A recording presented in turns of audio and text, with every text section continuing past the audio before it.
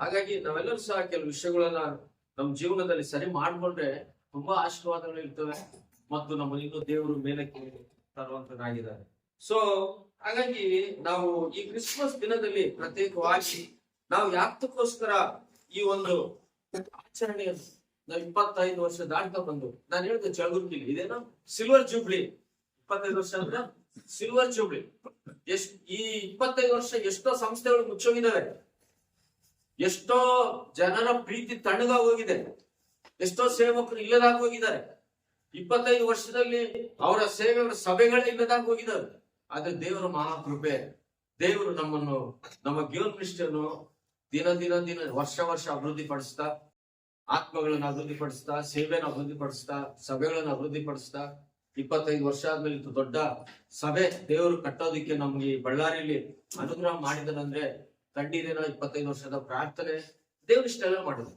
So ನನಗೆ ಬಹಳ ಒಂದು ಆಸೆ ಏನಿತ್ತು ಅಂದ್ರೆ, ಎಲ್ಲೋ ನಾವು ಸಣ್ಣ ಈ ಚರ್ಚಲ್ಲೇ ಕೊಡ್ತಿದೀವಿ, ಎಲ್ಲೋ ಕೊಡ್ತಿದ್ವಿ, ಬೇರೆ ಬೇರೆ ಸಂಸ್ಥೆಗಳು ನೋಡಿದ್ರೆ ಇಷ್ಟು ದೊಡ್ಡ ಸಭೆಗಳು ಸಂಸ್ಥೆಗಳಿವೆ, ನಮ್ಮ ಸಂಸ್ಥೆ ಯಾಕೆ ಇಷ್ಟು ದೊಡ್ಡ ಸಭೆ ಆಗ್ಬಾರ್ದು, ಎಲ್ಲರೂ ಯಾಕೆ ನಾನು ಸೇರಿಸಿ ಒಂದು ವಾಕ್ಯ ಆಗಲಿ, ಕೂಟಗಳಾಗಲಿ, ಯೂತ್ ಮೀಟಿಂಗ್ಗಳಾಗ್ಲಿ, ಮತ್ತು ನೀವು ಮಾಡಿದ ಉಪಹಾರ ಕೊಡೋದಾಗ್ಲಿ, ಒಂದು ದೊಡ್ಡ ಸಭೆ ನಮ್ಗೆ ಯಾಕೆ ಆಗ್ತಾ ಇಲ್ಲ ಅಂತ ಹೇಳಿ 25 ವರ್ಷಗಳ ಕಾಲ ಪ್ರಾರ್ಥನೆ ಮಾಡಿ ಮಾಡಿ ಮಾಡಿ ದೇವ್ರು 22ನೇ ವರ್ಷಕ್ಕೆ ನಮ್ಗೆ ಆನ್ಸರ್ ಕೊಟ್ಟು ಈ ದೇವ್ರಿಗೆ ಕೆಳಗೆ ಮೇಲೆ ಮಂದಿರವನ್ನು ಕೊಟ್ಟ.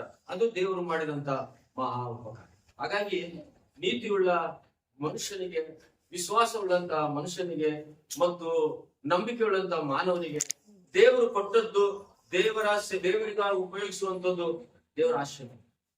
ಎಷ್ಟೋ ಜನ ಬಳ್ಳಾರಿ ಪಟ್ಟಣದಲ್ಲಿ, ಕರ್ನಾಟಕ ಅನೇಕರನ್ನ ನೋಡ್ತಾ ಇರ್ತೀವಿ, ಅವ್ರು ಒಳ್ಳೊಳ್ಳೆ ಪದವಿ ಇರುತ್ತೆ, ಅವ್ರ ಬದುಕುಗಳು, ಅವ್ರ ಜೀವನ ಹಾಗೆ ಕೋಟಿಗಟ್ಟಲೆ ದುಡ್ಡು ಇರುತ್ತೆ, ಅವ್ರು ಎಷ್ಟೋ ಏನಿಲ್ಲ, 4 ಜನಕ್ಕೆ ಸಹಾಯ ಮಾಡುವಂಥದ್ದು ಇಲ್ಲ, ಎಷ್ಟೋ ಕಷ್ಟ. ಹಾಗಾಗಿ ಎಲ್ಲರೂ ಆಗಿಲ್ಲ, ಎಷ್ಟೋ ಜನ ಬಡವರು ಕೊಡ್ತಿದ್ದಾರೆ, ಎಷ್ಟೋ ಸಂಸ್ಥೆಗಳು, ರೋಟರಿ ಕ್ಲಬ್ಗಳು, ಬೇರೆ ಬೇರೆ ಲಯನ್ಸ್ ಕ್ಲಬ್ಗಳು, ಬೇರೆ ಬೇರೆ ಸಂಸ್ಥೆಗಳು ಎಷ್ಟೋ ಸಹಾಯ ಮಾಡ್ತಿದ್ದಾರೆ. ಅನ್ಯರಾದ್ರೂ ಅವ್ರು ಎಷ್ಟೋ ಜನಕ್ಕೆ ಸಹಾಯ ಮಾಡ್ತಿದ್ದಾರೆ, ಮೆಟೀರಿಯಲ್ಸ್ ಆಗ್ಲಿ, ಒಳ್ಳೇದಾಗ ಅದೆಲ್ಲ ಆಗಿರ್ಲಿ.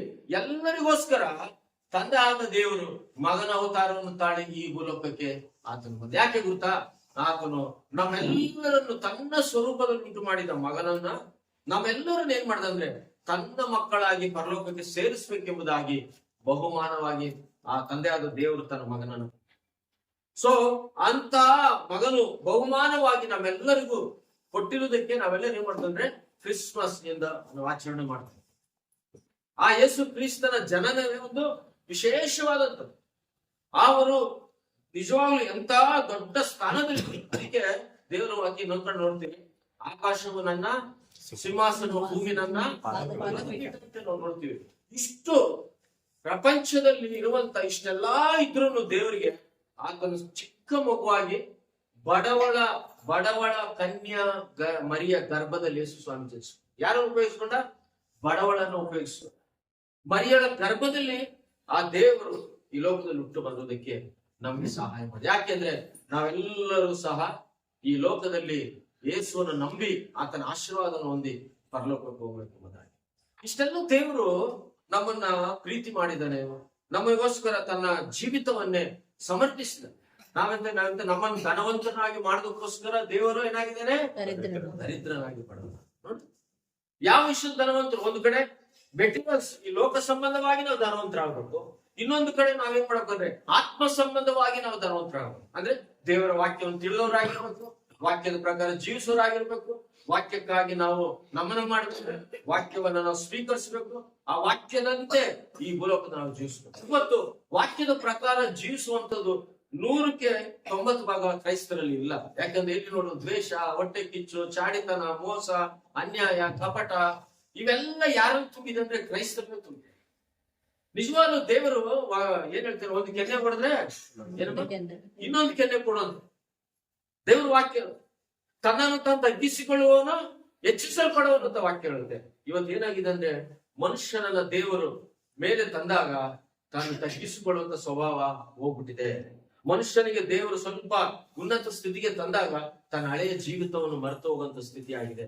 ಅದಕ್ಕೋಸ್ಕರನೇ ನಾವು ಈ ಲೋಕದಲ್ಲಿ ಅಭಿವೃದ್ಧಿ ಹೊಂದಬೇಕಾದ್ರೆ, ನಾವು ಬದುಕಿ ಚೆನ್ನಾಗಿ ಬಾಳ್ಬೇಕಾದ್ರೆ, ನಾವು ಉನ್ನತ ಸ್ಥಿತಿಗೆ ಬರ್ಬೇಕಾದ್ರೆ, ನಾವು ಒಳ್ಳೆ ಒಳ್ಳೆ ವಸ್ತ್ರಗಳು ಧರಿಸಬೇಕಾದ್ರೆ, ನಮ್ಮ ಮಕ್ಕಳು ಒಂದು ಸ್ಥಿತಿಗೆ ಬರ್ಬೇಕಾದ್ರೆ, ನಮಗೆ ದೇವರು ಒಳ್ಳೆ ವೆಹಿಕಲ್ಗಳು ಕೊಡ್ಬೇಕಾದ್ರೆ ದೇವರು ನಮ್ಮ ವಿಷಯದಲ್ಲಿ ಆತನು ಕರುಣೆ ತೋರಿಸ್ತಾನೆ. ಅಂದ್ರೆ ದೇವರೇ ಡೈರೆಕ್ಟ್ ಆಗಿ ಕರುಣೆ ತೋರಿಸಲ್ಲ. ದೇವರು ಉಪಯೋಗಿಸ್ಕೊಂತಾನೆ ಮನುಷ್ಯರನ್ನ, ದೇವರು ಸಂಸ್ಥೆಗಳನ್ನು ಉಪಯೋಗಿಸ್ಕೊಂತಾನೆ, ದೇವರು ಸೇವಕರನ್ನು ಉಪಯೋಗಿಸ್ಕೊಂತಾನೆ, ದೇವರು ನಿಮ್ಮ ಬಂಧು ಮಿತ್ರರನ್ನು ಉಪಯೋಗಿಸ್ಕೊಂತಾನೆ. ಯಾಕಂದ್ರೆ ಅನೇಕ ವಿಧದಲ್ಲಿ ದೇವರ ಮಕ್ಕಳೇ ಸಹಾಯ ಮಾಡುವುದಕ್ಕೆ ಕರ್ತನು ಅನೇಕರು ಉಪಯೋಗಿಸ್ತಾರೆ. ಅದಕ್ಕೋಸ್ಕರನೇ ಒಂದು ವಾಕ್ಯವನ್ನ ನಾವು ಓದ್ಕೊಂಡು ಸ್ವಲ್ಪ ಹೊತ್ತು ಮುಂದೆ ಸಾಗೋದಕ್ಕೆ ದೇವರು ಸಹಾಯ ಮಾಡ್ಲಿ. ಯಾಕಂದ್ರೆ ಮೊದಲ ಸಮಯಲ್ ಪುಸ್ತಕము 2వ అధ్యాయము 7వ వచనం. 2 ಸಮಯలు ಯಾರು ಓದ್ತೀರ ಕನ್ನಡದಲ್ಲಿ? ಬಡತನ ಸ್ಥಿತಿಗಳನ್ನು ಕೊಡುವವನು ತಗ್ಗಿಸುವವನು ಹೆಚ್ಚಿಸುವವನು ಯೆಹೋವನೇ. ಆತನು ದೀನನನ್ನು ಧೂಳಿನಿಂದ ಎತ್ತಿ ದರಿದ್ರನನ್ನು ತಿಪ್ಪೆಯಿಂದ ಎಬ್ಬಿಸಿ ಪ್ರಭುಗಳೊಡನೆ ಕುಳ್ಳಿಸುವ. ಕೇಳ್ರಿ, 2 ಸಮಯದ ಪಕ್ಕದಲ್ಲಿ ಹನ್ನೆರಡು ದೈವಕ್ತಿಯಿಂದ ದೇವರ ವಾಕ್ಯವನ್ನು ಬಂದಿರೋದು. ಈ ಗಮನಿಸುವಂತ ವಿಷಯ ಏನಂದ್ರೆ, ಒಬ್ಬ ವ್ಯಕ್ತಿಗೆ ಈ ಭೂಲೋಕದಲ್ಲಿ ಹುಟ್ಟುವಂತರೆಲ್ಲರೂ ಬಡತನದಲ್ಲಿ ಹುಟ್ಟಲ್ಲ, ಹುಟ್ಟುವಂತರೆಲ್ಲರೂ ಶ್ರೀಮಂತರಾಗಿ ಹುಟ್ಟಲ್ಲ, ಹುಟ್ಟುವಂತವರೆಲ್ಲರೂ ಈ ಲೋಕದಲ್ಲಿ ಏನೋ ಬೇಗ ಕೋಟಾಧಿಪತಿಗಳಿಗೆ ಹುಟ್ಟಲ್ಲ. ಅದಕ್ಕೆ ದೇವರು ಈ ವಾಕ್ಯದ ಪ್ರಕಾರ ನಾವು ನೋಡ್ತೇವೆ, ಬಡತನ ಸಿರಿತನಗಳನ್ನು ಕೊಡುವವನು, ತಗ್ಗಿಸುವವನು, ಹೆಚ್ಚಿಸುವವನು ಯೆಹೋವನೇ.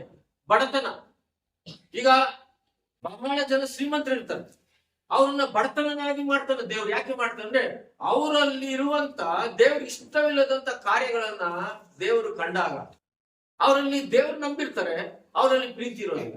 ಅವರು ದೇವ್ರು ನಂಬಿರ್ತಾರೆ, ಹಣ ಇದೆ, ಆಸ್ತಿ ಇದೆ, ಕಾರ್ ಇದೆ, ಬಂಗ್ಲೆ ಇದೆ, ಎಲ್ಲ ಇರುತ್ತೆ, ಅವ್ರಿಗೆ ದೇವರ ಕೆಲಸ ಕಾರ್ಯಗಳ ಮೇಲೆ ಆಸಕ್ತಿ ಇರಲ್ಲ. ಅವ್ರಿಗೆ ದೇವ್ರು ಎಲ್ಲವನ್ನೂ ಕೊಟ್ಟಿರ್ತಾನೆ, ಅವರು ಬಡವರನ್ನ, ಕಷ್ಟದಲ್ಲಿ ಕಣ್ಣೀರಲ್ಲಿ ಇರುವಂತವ್ರನ್ನ ಜ್ಞಾಪಕ ಮಾಡ್ಕೊಳ್ಳೋದಿಲ್ಲ. ಸೊ ಅನೇಕ ಸಾರಿ ಅವರು ದೇವರ ಮನಸ್ಸನ್ನು ನೋಯಿಸಿರ್ತಾರೆ. ಅದನ್ನ ಇಲ್ಲದಾಗೆ ಮಾಡುವಂತವನು ಯಾರಂತೆ? ದೇವರಿಗೆ. ಅದಕ್ಕೆ ಎಕ್ಸಾಂಪಲ್ ನಾವು ಬೈಬಲ್ ಅನೇಕ ನಾವು ಎಲ್ಲವನ್ನು ಚೆನ್ನಾಗಿದ್ದಂತ ಯೋಗನನ್ನೇ ಅಪವಾದಿ ಬಿಡ್ಲಿಲ್ಲ. ಏನ್ ಮಾಡ್ದ? ಆತನಿಗಿದ್ದ ಆಸ್ತಿ, ಅಂತಸ್ತು, ಎಕರೆಗಟ್ಟಲೆ ಜಮೀನುಗಳು, ಬೇಕಾದಷ್ಟು ಪಶುಗಳು, ಕುರಿಗಳು, ಬೇಕಾದಷ್ಟು ಹಣ, ಬಂಗಾರ, ಬೆಟ್ಟಿ, ಎಲ್ಲ ಅವರ ಕುಟುಂಬ ಅಷ್ಟು ಚೆನ್ನಾಗಿತ್ತು.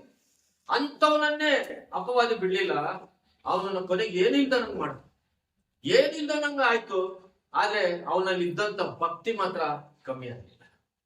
ಅವನಿಗಿಂತ ಪ್ರಾರ್ಥನೆ, ಯೋಗನಲ್ಲಿದ್ದ ಪ್ರಾರ್ಥನೆ ಕಮ್ಮಿ ಆಗಲಿಲ್ಲ. ಅರ್ಥ ಮಾಡ್ಕೊ. ಅವನಿಗಿದ್ದಂತ ದುಡ್ಡಿದ್ದಾಗ ಸ್ನೇಹಿತರು 3 ಜನ ಆದ್ರು, ಬಹಳ ಹಣ ಇತ್ತು, ಆಸ್ತಿ ಇತ್ತು, ದುಡ್ಡಿತ್ತು, ಅವನಿಂದ ಎಲ್ಲ ಇತ್ತು. ಯಾವಾಗ ಅವನಲ್ಲಿ ಎಲ್ಲವನ್ನು ಕಳ್ಕೊಳ್ಳೋಕ್ ಪ್ರಾರಂಭ ಮಾಡ್ದ, ಅವನಿಗಿದ್ದ ಸ್ನೇಹಿತರು ಬಿಟ್ಟೋದು. ಬೇರೆ ಇವತ್ತು ನಿಮ್ಮ ಈ ಸಮಾಜನ ಹಂಗೆ ಇದೆ. ಏನಂದ್ರೆ, ಈ ಸಮಾಜನ ಹೆಂಗಿರುತ್ತಂದ್ರೆ, ನಿಜವಾಗ್ಲೂ ನೀವು ಚೆನ್ನಾಗಿರ್ಲಿ, ನಿಮ್ಮ ಹತ್ರ ದುಡ್ಡಿರ್ಲಿ, ನಿಮ್ಗೆಲ್ಲವೂ ಅನುಕೂಲ ಇರ್ಲಿ, ನಿಮ್ಮನ್ನು ಅನೇಕರು ಬಹಳ ಹೊಗಳ್ತಾರೆ, ತೆಗಳ್ತಾರೆ, ಪ್ರೀತಿ ಮಾಡ್ತಾರೆ, ಎಲ್ಲ ಮಾಡ್ತಾರೆ. ಅದೇ ದುಡ್ಡಿದ್ದಂತ ಮನುಷ್ಯ ಬಡವನಾಗ್ಲಿ, ಅವ್ನಿಗೆ ಏನು ಇಲ್ದಾಗ ಹೋಗ್ಲಿ, ಅವನೆಲ್ಲ ನಾಶ ಆಗೋಗ್ಬಿಡ್ಲಿ, ಅವನು ನಿಮ್ಮ ಹತ್ರ ಒಬ್ನನ್ನು ಬಂದು ಹತ್ರ ಬರೋದಿಲ್ಲ. ಅದಕ್ಕೆ ಒಂದು ಗಾದೆ ಇದೆಯಲ್ಲ, ಬೆಲ್ಲ ಮುನ್ನ ಕಡ ಎಷ್ಟೇ ಈಗಲುಂಟೆ, ಬೆಲ್ಲ ಇದ್ದದ ಕಡೆ ಇರುವೆಗಳು ಬರ್ತವೆ. ಅದ ಗಾದೆ ಇದೆ. ಹಂಗೆ ನಿಮ್ಮ ಜೀವಿತದಲ್ಲಿ ತಿಳ್ಕೊಳ್ರಿ, ಯೇಸುವನ್ನು ನಂಬಿದೀರಾ, ನೀವು ರಕ್ಷಣೆ ಹೊಂದಿದ್ದೀರಾ, ದೇವ್ರು ನಿಮ್ಗೆ ಎಲ್ಲವನ್ನು ಕೊಟ್ಟಿರ್ತಾನೆ ಅನ್ಕೋ. ನಿಮಗೆ ಕೊಟ್ಟಾಗ ನಿಮ್ಗೆ ಬಂಧು ಬಳಗಗಳು ಎಲ್ಲರೂ ಬರ್ತಾರೆ. ಆ ಬಂಧು ಬಳಗಗಳು ಬರ್ತಾರೆ, ಸುಮ್ಮನೆ ಇರ್ತಾರ? ಯಾವ ದೇವ್ರು ನಂಬಿದ್ದೀರಾ, ಯಾವ ಚರ್ಚಿಗೆ ಅಂತ, ಯಾವಾಗ್ಲೂ ಭಾನುವಾರ ಅಂತೀರಾ, ಯಾವಾಗ್ಲೂ ನೀವು ಅಲ್ಲಿಗೆ ಹೋಗ್ಬೇಕು ಅಂತೀರಾ, ಯಾವಾಗ್ಲೂ ನೀವು ರಜಾ ಹಾಕ್ತೀರ, ಬರೀ ಇವೆ ಅಂತಿರ್ತಾರ. ಅಂದ್ರೆ ನೀವು ಚೆನ್ನಾಗಿ ಬದುಕಿ ಬಾಳುವಂಥದ್ದು ಅವ್ರಿಗೆ ಇಷ್ಟ ಇಲ್ಲ. ಅದು ಫಸ್ಟ್ ಅರ್ಥ ಮಾಡ್ತಾರೆ. ನೀವು ಚೆನ್ನಾಗಿ ಅಭಿವೃದ್ಧಿ ಹೊಂದಂತ ಅವ್ರಿಗೆ ಇಷ್ಟ ಇಲ್ಲ. ಯಾಕಂದ್ರೆ ನೀವು ಒಂದ್ ಟೈಮಲ್ಲಿ ಕಷ್ಟದಲ್ಲೋ, ಕಣ್ಣೀರಲ್ಲೋ, ಗುಡಿಸಲೋ, ಬಾಧೆಯಲ್ಲಿ ಇದ್ರಿ. ಈಗ ನೀವೇನಂತಂದ್ರೆ ಅಭಿವೃದ್ಧಿ ಹೊಂದಿದ್ದೀರಾ, ನಿಮ್ಮನ್ನ ಕೆಡಿಸೋದಿಕ್ಕೆ ಅಪವಾದಿ ಬೇರೆ ರೂಪದಲ್ಲಿ ಬರ್ತಾರೆ. ಯೋಗ ಹತ್ರನೇ ಬಂದಿದ್ದಾನೆ. ಇವತ್ತು ನೀವೆಲ್ಲ ಯಾರು? ನಾವು ಯೋಗಷ್ಟು ಭಕ್ತರ? ಇಲ್ಲಿರುವಂತ ಯೋಗಷ್ಟು ಪ್ರಾರ್ಥನಾ ಬರೋರ ನೀವು? ಹೇಳಿ. ಯೋಗ ಏನ್ ಮಾಡ್ತಿದ್ದ? ಮುಂಜಾನೆ ಎದ್ದು ಅರುಣೋದಯದ ಮುಂಚೆನೆ ದೇವರ ಸನ್ನಿಧಾನದಲ್ಲಿ ಅದೊಂದು ಪ್ರಾರ್ಥನೆಗಳು ಮಾಡ್ತಿದ್ದ, ವಿಜ್ಞಾಪನೆಗಳು ಮಾಡ್ತಿದ್ದ, ಕುಟುಂಬಕ್ಕೋಸ್ಕರ ಕಣ್ಣೀರಿಡ್ತಿದ್ದ. ಅಂತ ಪ್ರಾರ್ಥನೆ ಮಾಡುವಂತ ಯೋಗು ಇನ್ನು ನಾವು ಅನೇಕ ಬುಕ್ಕಲ್ಲಿ ನೋಡ್ತೀವಿ. ಬಡವರಿಗೆ, ವಿಧವೆಯರಿಗೆ, ದಿಕ್ಕಿಲ್ಲದವರಿಗೆ ಎಷ್ಟೋ ಆತನು ಸಹಾಯ ಮಾಡಿದಂಥದ್ದನ್ನು ಬುಕ್ಕಲ್ಲಿ ನಾನು ತೋರ್ಸೋ ಟೈಮ್ ಇಲ್ಲ. ಅಂತ ಯೋಗನನ್ನೇ ಈ ಲೋಕದಲ್ಲಿ ಅಪವಾದಿ ಇಲ್ಲದ ಹಾಗೆ ಮಾಡ್ತಾರೆ. ಇವತ್ತು ನೀನ್ ಯಾರು, ನಾವ್ಯಾರು? ಅದಕ್ಕೋಸ್ಕರ ನಾವು ಎಷ್ಟು ಕರ್ತನಲ್ಲಿ ತಗ್ಗಿಸ್ಕೊಂತೀವೋ, ಎಷ್ಟು ಯೇಸುವನ್ನು ಪ್ರೀತಿಸ್ತೀವೋ, ಎಷ್ಟು ಕರ್ತನಿಗಾಗಿ ನಾವು ನಂಬಿಕೆಯಿಂದ ಜೀವಿಸ್ತೀವೋ, ಅಷ್ಟು ದೇವರು ಏನ್ ಮಾಡ್ತಾರೆ ಅಂದ್ರೆ ನಮ್ಮನ್ನು ಅದೇ ಮೇಲೆ ಮೇಲೆ ಮೇಲೆ ವರ್ಷ ವರ್ಷ ವರ್ಷ ಮೇಲೆ ನಮ್ಮನ್ನ ಆಶೀರ್ವಾದ ಮಾಡ್ತಾನೆ. ದೇವರು ಅಂತ ಆಶೀರ್ವಾದ ನಮ್ಮ ಜೀವಿತದಲ್ಲಿ ಖಂಡಿತವಾಗಿಯೂ ಕೊಡ್ತಾ ಇದ್ದಾರೆ. ಯೋಗ ತಿರುಗಿ ಮತ್ತೆ ದೇವರು ಕೊಟ್ಟ. ಹಾಗಾಗಿ ಬಡತನವನ್ನ ಏನಂತೆ, ಸಿರಿತನವನ್ನು ಕೊಡುವವನು, ತಗ್ಗಿಸುವವನು, ಹೆಚ್ಚಿಸುವವನು. ಅದ ಅರ್ಥ ಮಾಡ್ಕೋಬೇಕು. ಏನ್ ಮಾಡ್ತಾನೆ ದೇವರು? ನಮ್ಮನ್ನು ತಗ್ಗಿಸ್ತಾನೆ, ನಮ್ಮನ್ನ ಹೆಚ್ಚಿಸ್ತಾ ಇರ್ತಾನೆ. ವಿಶ್ವಾಸಿಗಳಾದ ನಾವು, ದೇವರ ನಂಬಿರುವಂತ ನಾವು ಯಾವಾಗಲೂ ಪ್ರಾರ್ಥನೆಯಲ್ಲಿ ಕಾಲ ಕಳೆಯುವಂತರಾಗಿರ್ಬೇಕು. ನಾವು ಯಾವಾಗಲೂ ಆರಾಧನೆಯಲ್ಲಿ ದೇವರಿಗೆ ನಂಬಿಕಸ್ಥರಾಗಿ ಸಭೆಗೆ ಬರಬೇಕು.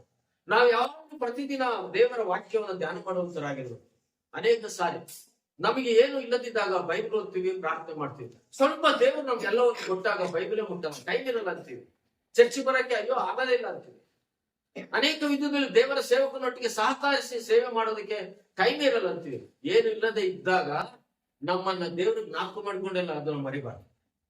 ಏನು ಇಲ್ಲದಿದ್ದಾಗ ದೇವ್ರು ನಮ್ಗೆ ಜ್ಞಾಪಕ ಮಾಡಿಕೊಂಡು ನಮ್ಗೆ ಉದ್ಯೋಗ ಕೊಟ್ಟ, ಕೆಲಸ ಕೊಟ್ಟ, ಅಥವಾ ಒಳ್ಳೊಳ್ಳೆ ಸ್ಥಳವನ್ನು ಕೊಟ್ಟ, ನಮ್ಗೆ ಮೇಲೆ ತಂದ ಆ ದೇವರಿಗೆ ನೀವು ಇನ್ನು ಹೆಚ್ಚಾಗಿ ಸೇವೆ ಮಾಡಿ. ಎಷ್ಟು ದೇವರನ್ನು ಹೆಚ್ಚಿಸ್ತಾನ ಅಷ್ಟು ನಾವೇನ್ ಮಾಡಬೇಕು, ದೇವರಿಗೆ ಹೆಚ್ಚಾಗಿ ಸೇವೆ ಮಾಡ್ತಾ ಇದೀವ. ನಾವಂತರ ಮಾಡ್ತಿದೀವ. ನಾವೆಲ್ಲರೂ ಸಹ ಖಂಡಿತವಾಗಿಯೂ ದೇವರ ದೃಷ್ಟಿಯಲ್ಲಿ ಓದಿರ್ಬೇಕು. ಅದಕ್ಕೆ ಬಡತನ, ಸಿರಿತನ, ತಗ್ಗಿಸುವನು, ಹೆಚ್ಚಿಸುವವನು. ಆತನು ದೀನರನ್ನು ಧೂಳಿನಿಂದ ಎತ್ತಿ, ದರಿದ್ರರನ್ನು ತಿಪ್ಪೆಯಿಂದ. ಯಾರು ದೀನರು ಅಂದ್ರೆ ಬಡವರು, ಭಯಂಕರವಾದ ಕಡು ಬಡವರು. ಈ ದೀನರನ್ನ ದೇವರು ಏನ್ ಮಾಡ್ತಾರೆ? ವಾಕ್ಯದಲ್ಲಿ ಹೇಳುತ್ತೆ, ದೀನರನ್ನು ಧೂಳಿನಿಂದ. ಧೂಳು ಗೊತ್ತಲ್ಲ, ಧೂಳು ನೋಡಿದ್ರೆ ನಾವ್ ಏನ್ ಮಾಡ್ತೀವಿ? ಅಸರ್ ಪಡ್ತೀವಲ್ಲ. ಧೂಳು ಬಹಳ ನಮ್ಮ ಅಂದ ಚಂದವನ್ನೇ ಕೇಳಿಸ್ತೀವಿ.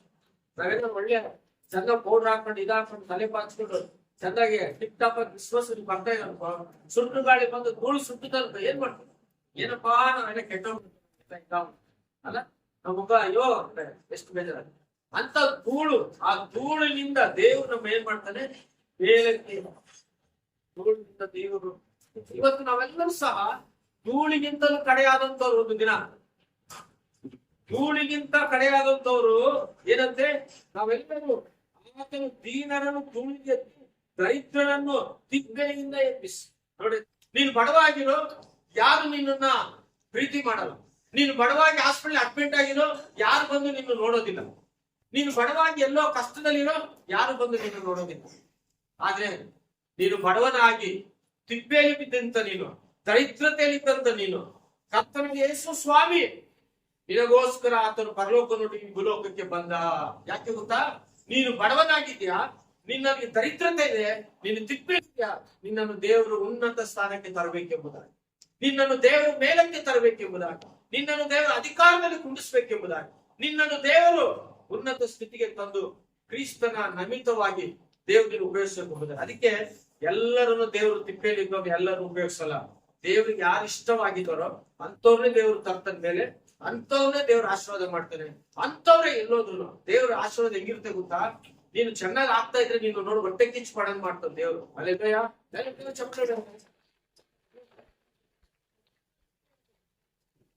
ನಿನ್ಗೆ ಕೊಡ್ತಾ ಇರ್ತಾನೆ, ನೀನು ನೋಡಿ ಬಹಳಷ್ಟು ಹೊಟ್ಟೆ ಕಿಚ್ಚು ಪಡ್ತಾನೆ. ಯಾಕಂದ್ರೆ ಏನಪ್ಪ ಹಿಂಗಾಗ್ಬಿಟ್ಟ ಅಂತ ಅಷ್ಟು ದೇವ್ರ ಆಶೀರ್ವಾದ ಮಾಡ್ತಾನೆ. ನೀನ್ ಬಡವನಾಗಿರೋ ನಿನಗೆ ಚಪ್ಪಾಳೆ ಹೊಡಿಯಲ್ಲ, ನಿನಗೆ ಬೆರಳು ತೋರಿಸ್ತಾರೆ ಹಿಂದ್ಗಡೆಯಿಂದ, ಇವ್ರು ಹೆಂಗೆ ಅವನು. ಅದಕ್ಕೋಸ್ಕರ ದೇವರು ಏನ್ ಮಾಡಿದಾರೆ? ಭಾಗ್ಯವಂತನಿಗೆ, ಧನವಂತನಿಗೋಸ್ಕರ ಬಂದಿಲ್ಲ. ದೇವರು ಬಡವರಿಗಾಗಿ, ಸೆರೆಮನೆಗಿರುವಂತರಿಗಾಗಿ, ದಿಕ್ಕಿಲ್ಲವರಿಗಾಗಿ ಆ ತಂದೆಯಾದ ದೇವರು ಈ ಭೂಲೋಕಕ್ಕೆ ನಿನಗಾಗಿ, ನನಗಾಗಿ ಆತನ ಕನ್ಯಾ ಮರಿಯ ಗರ್ಭದಲ್ಲಿ ಜನಿಸಿ ಬಂದಂತ ಯೇಸು ಕ್ರಿಸ್ತ. ಅದಕ್ಕೆ ನಾವು ನೋಡ್ತೇವೆ ಏನಂತೆ, ಬಡವನಿಗೆ ಇದ್ದ ಸ್ನೇಹಿತರು ನಿನ್ ಯಾವ ಬಂಧು ಬಳಗ ಬರಲ್ಲ. ನೀನ್ ಏನು ಇಲ್ಲ, ನೀನ್ ₹100 ಕೇಳ್ತಾನೆ, ನೀನ್ ಬಂಧು ಬಳಗ ಅನ್ಕೋ, ನೀನ್ ಕೊಡ್ಲಿಲ್ಲ ಅನ್ಕೋ, ಅವ್ನು ನಿನ್ನ ಹತ್ರ ಬರೋದಿಲ್ಲ ನೆಕ್ಸ್ಟ್ ಟೈಮ್. ಅರ್ಥ ಆಯ್ತಾ?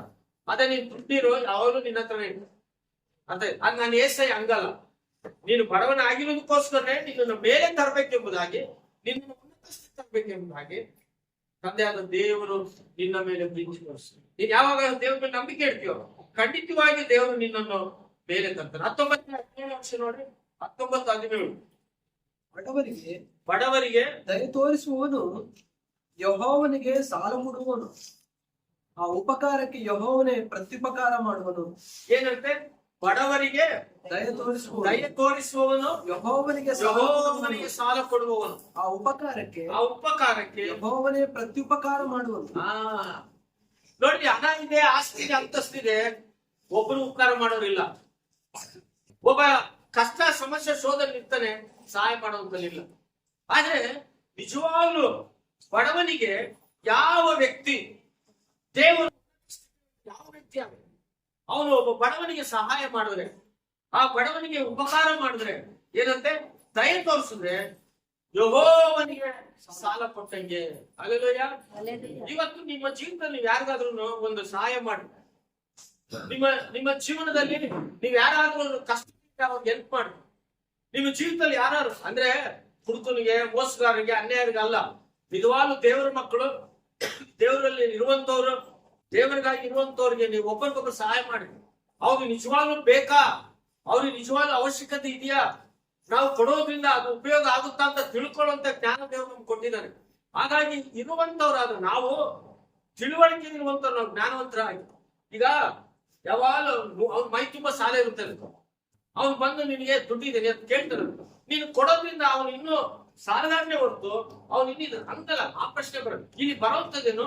ನೀನು ನಿಜವಾಗ್ಲೂ ಅವ್ರಿಗೆ ಅವಶ್ಯಕತೆ ಇದೆ, ಅವ್ರಿಗೆ ಕೊಟ್ರೆ ಒಳ್ಳೇದಾಗುತ್ತೆ ಅಂತ ನಿನ್ನ ಮನಸ್ಸಿನಲ್ಲಿ ದೇವರು ಇಟ್ಟಾಗ ಏನ್ ಮಾಡ್ಬೇಕಂತೆ? ಬಡವರಿಗೆ ದಯ ತೋರಿಸುವನು ಯೆಹೋವನಿಗೆ ಸಾಲ. ಅರ್ಥ ಆಯ್ತಾ ಈ ವಾಕ್ಯ? ನೀನು ಬಡವನು ಕಷ್ಟ ಕಂಡಿಲ್ಲ, ನೀನು ದಯ ತೋರಿಸು, ಸಹಾಯ ಮಾಡಿ ಅವ್ರಿಗೆ.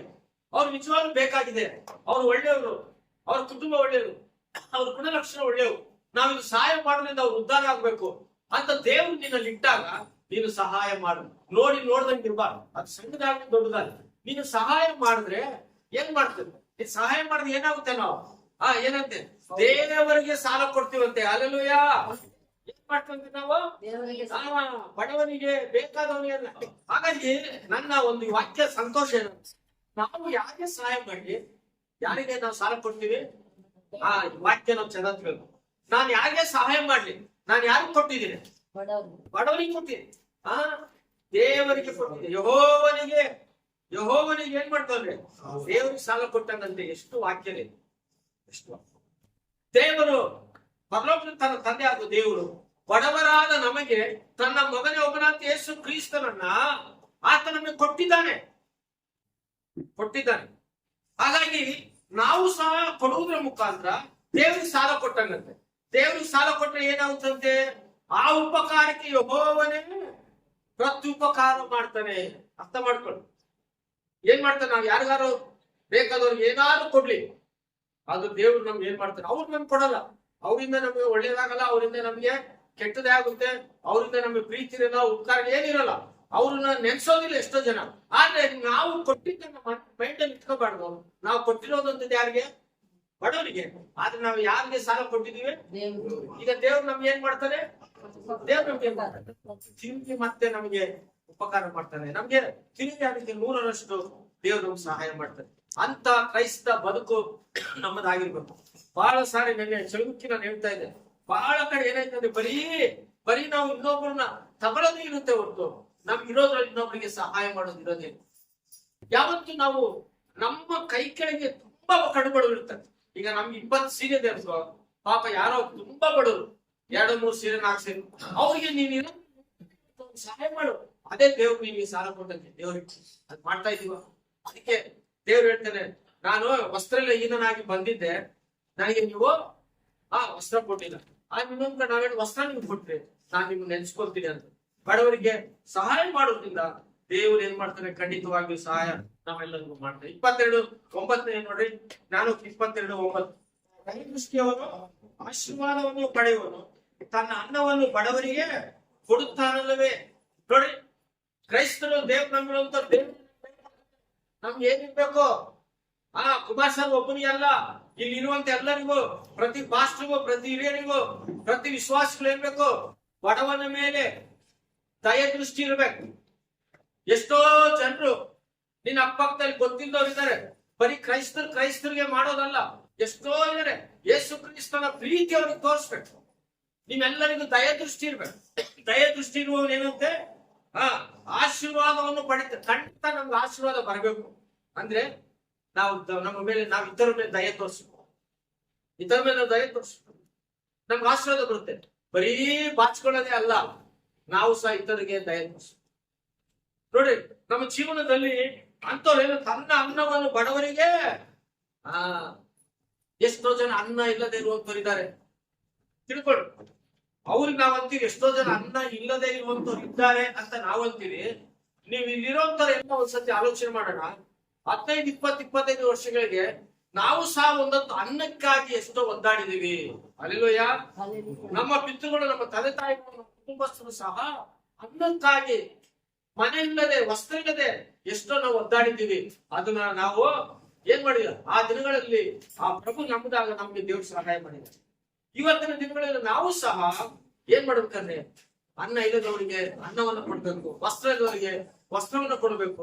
ನಮ್ಗೆ ಇರೋದ್ರಲ್ಲೇ ನಾವು ದಾನ ಮಾಡಿದ್ರೆ ನಮಗೂ, ನಮ್ಮ ಕುಟುಂಬ, ನಮ್ಮ ಮಕ್ಕಳು, ನಮ್ಮ ಜನರೇಷನ್, ದೇವ್ರು ಏನ್ ಮಾಡ್ತಾರೆ, ಆಶೀರ್ವಾದವನ್ನು ಮಾಡುವಂತ ದೇವರಾಗಿದ್ದಾರೆ. 28ನೇ ಅಧ್ಯಾಯ 27ನೇ ವಚನ. ಬಡವರಿಗೆ ದಾನ ಮಾಡುವವನು ಕೊರತೆ ಪಡನು, ಕಣ್ಣು ಮುಚ್ಚಿಕೊಳ್ಳುವವನು ಬಹು ಶಾಪಕ್ಕೆ ಒಳಗಾಗುವನು. ಅರ್ಥ ಮಾಡ್ಕೊಂಡ್ರೆ ವಾಕ್ಯ ಕೇಳು. ನಿಮಗೆ ದೊಡ್ಡವರು ಬುದ್ಧಿ ಹೇಳಲ್ಲ, ಈ ತರ ನಿಮ್ ಅಣ್ಣ ತಮ್ಮಂದ್ರು ಬುದ್ಧಿ ಹೇಳಲ್ಲ. ಬೈಬಲ್ ಹೇಳುತ್ತೆ ಬುದ್ಧಿ, ಜ್ಞಾನೋಕ್ತಿಗಳು. ಅರ್ಥ ಮಾಡ್ಕೊಂಡು ದೇವ್ರ ವಾಕ್ಯ ಏನಿತ್ತಂತೆ, ಇನ್ನೊಂದ್ಸತಿ ಹೇಳ್ಬೋದು. ಬಡವರಿಗೆ ದಾನ ಮಾಡುವವನು ಕೊರತೆ ಪಡನು, ಕಣ್ಣು ಮುಚ್ಚಿಕೊಳ್ಳುವವನು ಬಹು ಶಾಪಕ್ಕೆ ಒಳಗಾಗುವ. ನೋಡಿ, ಬಡವರಿಗೆ ದಾನ ಮಾಡುವವನು ಕೊರತೆ ಪಡನು. ಬಡವರಿಗೆ ಕೊಡುವಂತ ವ್ಯಕ್ತಿ ಯಾರೇ ಆಗ್ಲಿ, ಆತನಿಗೆ ದೇವರು ಕಮ್ಮಿನೇ ಮಾಡಲ್ಲ, ಕೊರತೆನೆ ಬರೋದು. ಇವತ್ತು ನಾವು ಗಿರೋನ್ ಮಿಷನ್ 20 ವರ್ಷ ಇದು ಮಾಡ್ತಿರ್ಬೋದು, ಏನೂ ಕಡಿಮೆ ಮಾಡಿಲ್ಲ. ಇನ್ನೂ ದೇವರ ಆಶೀರ್ವಾದನೆ. ಎಷ್ಟೋ ನಮ್ಗೆ ಹಣ ನಿಂತೋದ್ರು, ಏನೇನೋ ಆದ್ರು, ದೇವ್ರು ನಮ್ಗೆ ಏನು ಕಮ್ಮಿ ಮಾಡಿ, ಇನ್ನೂ ಕೊಡು ಕೊಡೋಣ. ಒಂದೊಂದು ವರ್ಷ ಅಂತೂ ಯಾರು ಏನು ಕೊಡೋದ್ ಬೇಡಪ್ಪ, ಈಗೆಲ್ಲ ಅವ್ರು ಯಾರು ಬಡವರಲ್ಲ, ಎಲ್ಲರೂ ಚೆನ್ನಾಗಿದ್ದಾರೆ, ಅವ್ರಿಗೆ ಬೇಕಾಗಿಲ್ಲ ಅನಿಸ್ತಾರೆ. ಮತ್ತೆ ಬಂದಾಗ ಕ್ರಿಸ್ಮಸ್, ಇಲ್ಲಪ್ಪ ನಾವು ದೇವ್ರ ಮಕ್ಕಳು, ಯಾರು ಹೆಂಗಾರು ತಗೊಳ್ಳಿ, ಇಲ್ದಲೇ ಇರೋರು ಕೊಡೋಣ, ತಗೊಳ್ಳಿ ಅನ್ನೋ ಆಸೆ ಬರುತ್ತೆ. ಏನ್ ಬಡವನಿಗೆ. ಅದಕ್ಕೋಸ್ಕರ ಗಮನಿಸುವಂಥದ್ದು, ಬಡವನಿಗೆ ದಾನ ಮಾಡುವವನು ಕೊರತೆ ಪಡೋದು.